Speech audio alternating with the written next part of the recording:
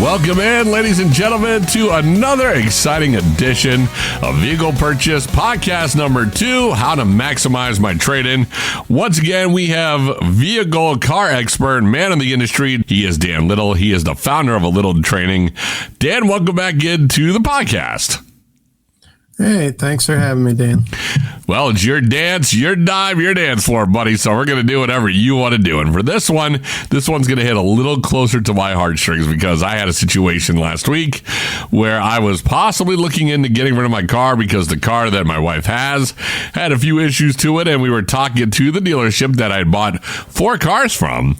And they were doing the whole rigmarole of showing us around, and they'll get us the, all the good prices. They even told me that my trade-in value, they'll give me what the car is worth.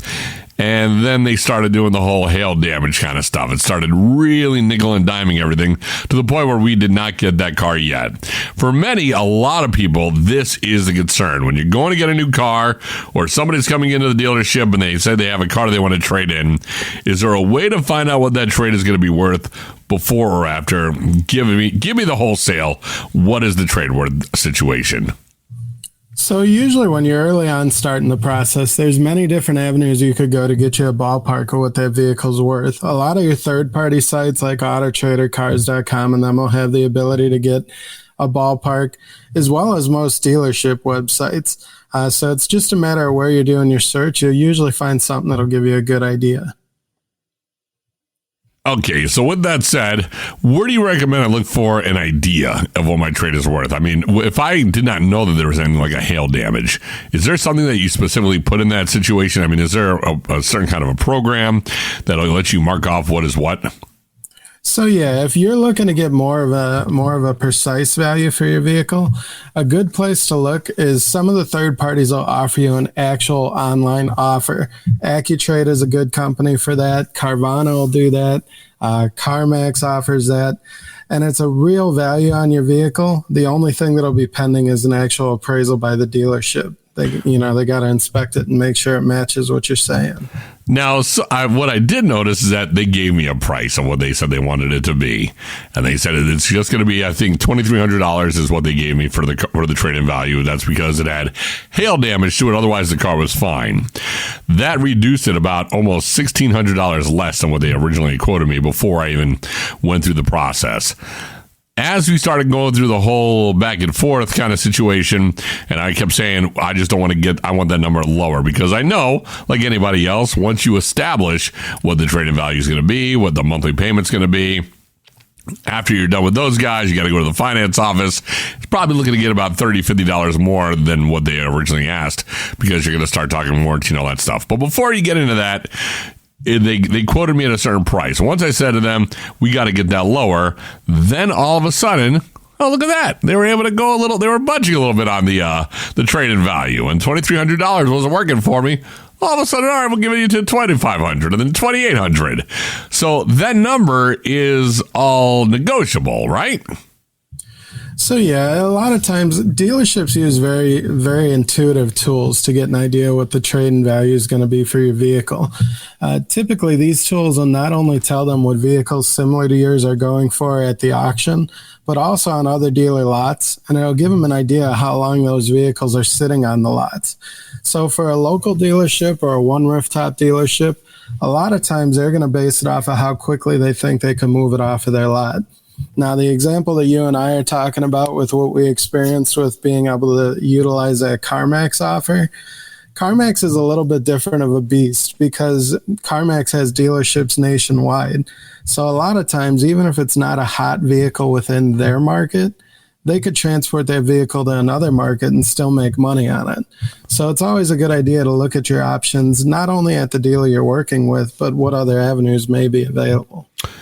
What else goes into a dealership making up the value for my trade-in? Besides the fact that it had any kind of hail damage to it, which still seems to me like they took off a lot more than they probably should have for something that was cosmetic and something that they can get out. Again, they admitted to me that they're going to just give it to an auction and it's going to go from there. So I'm assuming they have, the place that I went to has an auto shop right there. They got the whole thing. They're probably going to spend some time just hammering that out and then knocking it out. So what else goes into the whole trade-in value for the car? There's a couple different ways to look at this, and depending on the dealership you're doing business with, the answer could vary. If you're looking at a franchise dealership and maybe they have a union shop and union body shop, when they look at a vehicle and they see how much it's going to cost for a repair, a lot of times what it's going to cost them in labor is going to dictate whether they're going to move forward with that vehicle on their own or just give it away. I had I don't know if you would call it the luxury or the misfortune of working at a dealership during 2 different hailstorms. And when you find out how much it really costs to remove hail damage, a lot of times people are either going to live with it unless if it's under insurance. I'm a good example of that. My car got hit, and when I found out how much it was going to cost, I said there's no major damage. I'm just driving it. Sounds like you guys kind of did the same thing. I didn't realize how bad the hail damage was until the sun hit it at the right moment. And my wife and I went, uh-oh, that is a lot of hail. And that's the big thing is in the end, it doesn't affect the drivability, but you'd be amazed. We had vehicles that were coming back with bids for $3,000 to $5,000 in hail damage. And that wasn't even broken windows or broken sunroofs or anything like that. So depending on the dealership, they may not want to invest in fixing that. Now, if it's a local mom and pop shop with a guy wrenching on cars making $20, $25 an hour, maybe they have a line where they could take a little bit more time to get some of the bigger dents out and make that vehicle more appealing. And for them, that vehicle's worth a little more money. It still hurts. Talk about more about a private party sale. So private party sale, of course, usually that's going to be where you're going to get the most bang for your buck. Of course, you're selling the vehicle on your own. You know the most about the car. So of course you could save yourself from what you'd be losing if a dealership took it in on trade, because the dealership assumption is they're going to give you X in hopes of making X. The downfall to doing a private party sale, I don't know if you've sold a vehicle on your own lately, but there's a bunch of headaches involved. Number one, you got to be willing to be available for people to come and look at your vehicle. Number two, I don't know about you, but I don't buy anything that I don't drive, which means you need to trust somebody in your driver's seat and, cruising around in your vehicle in hopes that they don't damage it while they're gone. And then depending on the value of that vehicle, not everybody has a handful of cash to come up with. And let's face it, even online, there's plenty of scams out there, and, you got to chew your nails a little bit and hope that you're not going to be a victim. So private party gives you the benefit of trying to get the most bang for your buck, but unfortunately, you're going to put in the work and you're taking all the risk instead of a dealership doing that for you. The other thing that I never took into account is that even though they give you a trade-in value, they tell you exactly how much it is worth, that number can be subtracted by however much you still owe on a car. I did not realize that. So the value is not going to be dictated by your payoff, but you are still responsible for that dollar amount. Sometimes you'll hear a dealership say that if you're going to do business with them, that they'll pay off your vehicle for you. What they really mean by that is they're going to add your payoff back into whatever deal they put through, so that essentially your current loan gets paid off and you're just focusing on your new loan. So that's another good point. If you're looking to sell a vehicle on your own and you still have a payoff on it, you still have the situation of not having the title in hand in order to make that deal be finalized. That's the other benefit of utilizing a dealership, is if you trade it in where you're doing business, they wait on the title and you get to take advantage of that trade-in value instantaneously. What else can the person do who's in the buying seat? And again, they tell you what that number is. What else is there something that can be flexed on? If I'm trying to buy a vehicle and I'm really hoping that whatever my trade-in value will be enough to cover whatever it needs to be to get that number low enough for me to either pay for the car or maybe leasing it. Is that the better option to do? When doing a trade-in value, does that affect a lease more than it does a buy? A little bit. It's going to affect it more because so when you're comparing a lease to a buy with a trade, it is going to affect it a bit more because a lease is usually going to be less monthly payments. You're usually looking at financing or leasing for 24 to 36 months in comparison to a purchase where you may be looking at a 5, 6, or 7 year loan. So yes, it will affect it more because even though it's the same dollar amount coming off, it's coming off in a shorter window of time for that payoff amount. Gotcha.